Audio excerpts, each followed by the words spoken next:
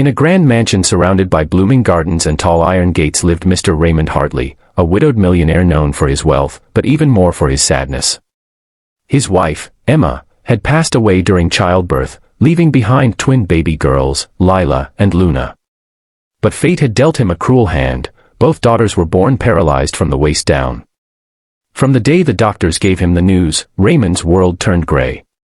His smile vanished, replaced by silence and sorrow. He hired the best doctors, therapists, and caregivers money could buy, but nothing changed.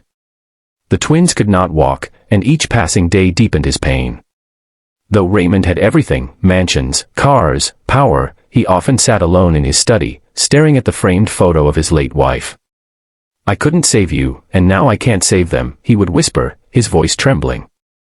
One spring morning, when the golden sunlight spilled into the grand hall, a new maid arrived at the mansion. Her name was Clara, a young woman with a gentle smile and eyes that carried a mysterious strength. Unlike the other servants, Clara didn't come from an agency. She had walked into the mansion gates herself, asking only for a chance to work, no references, no fancy resume, just quiet determination. At first, Raymond didn't pay much attention to her. He believed no one could make a difference anymore. But over the next few days, Clara's presence began to fill the empty halls with warmth. She would sing softly while cleaning, her voice wrapping around the twins like sunshine. For the first time, Lila and Luna laughed, real, joyful laughter that echoed through the mansion. Clara didn't treat them like fragile porcelain dolls. She treated them like any other children, telling stories, playing music, and painting bright worlds on their wheelchair trays. "You're not broken," she would say. "You're just waiting to fly." One evening, Raymond came home early from a business meeting and froze at the doorway. He saw Clara kneeling in the garden with the twins, holding their hands as they touched the grass with their fingers, smiling at the fireflies dancing in the air. Raymond hadn't seen such happiness in his daughter's eyes since the day they were born. For the first time, he felt something stir inside, hope. From that day on, Clara became more than a maid. She became part of the family. She would spend hours researching therapy techniques online, improvising games to strengthen the twins' muscles. Every morning, she encouraged them to try a little harder, to move a little more. Weeks turned into months. Then one morning, something incredible happened. Clara was helping Lila with her exercises when she noticed a faint twitch in the girl's leg.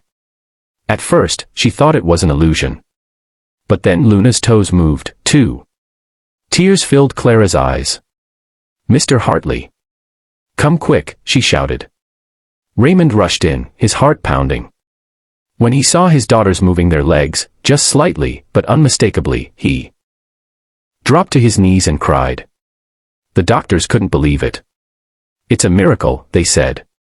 But Clara only smiled. "It's not a miracle," she whispered. "It's love and belief." Raymond realized then that all the money in the world couldn't do what kindness and care could. He began spending more time with his daughters, reading them bedtime stories, pushing their wheelchairs through the garden. And every evening, Clara would be there, her smile gentle, her heart strong. Months later, the impossible happened. With Clara holding their hands and Raymond watching with tears in his eyes, Lila and Luna took their first steps. It was shaky, slow, but it was real. The whole staff gathered, cheering, crying, clapping. The widowed millionaire who had once given up on hope now held it in his arms. That night, as the stars filled the sky, Raymond stood by the window with Clara beside him. "You've done more for us than anyone ever could," he said quietly. Clara smiled, her eyes glistening. "I didn't heal them, sir. They healed themselves. I just reminded them they could." He looked at her, truly seeing her for the first time, not as a maid, but as a light sent into his dark world. "You gave us back our hope," he said softly. From that day forward, the mansion was never silent again. Laughter, music, and joy filled every corner. The twins grew stronger, walking hand in hand through the same garden where their mother once dreamed of seeing them play. And whenever someone asked about their recovery, Raymond would smile and say only one thing.